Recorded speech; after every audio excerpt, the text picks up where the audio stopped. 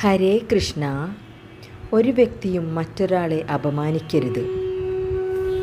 അങ്ങനെ ചെയ്താൽ നാളെ നമ്മളും മറ്റുള്ളവരാൽ അപമാനിക്കപ്പെടുമെന്ന് ഓർക്കുക.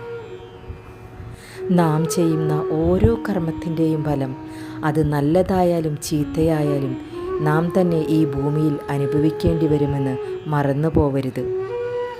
നാം എത്രയൊക്കെ പഠിച്ചിട്ടുണ്ടെങ്കിലും എത്രയൊക്കെ അറിവ് നേടിയിട്ടുണ്ടെങ്കിലും അടുത്ത നിമിഷം എന്താണെന്ന് അറിയാൻ കഴിയാത്ത വെറും നിസ്സാരരാണ് മനുഷ്യരെന്ന് മനസ്സിലാക്കുക. അതുകൊണ്ട് നമ്മൾ ഭൂമിയിൽ ജീവിച്ചിരിക്കുന്ന അത്രയും കാലം ആരെയും അപമാനിക്കാതെയും വേദനിപ്പിക്കാതെയും നല്ല കർമ്മങ്ങൾ ചെയ്ത് ജീവിക്കാനായി ശ്രമിക്കുക. ഭഗവാന്റെ അനുഗ്രഹം എല്ലാവർക്കും ഉണ്ടാവട്ടെ എന്ന് പ്രാർത്ഥിക്കുന്നു. സർവം രാധാകൃഷ്ണാർപ്പണമസ്തു.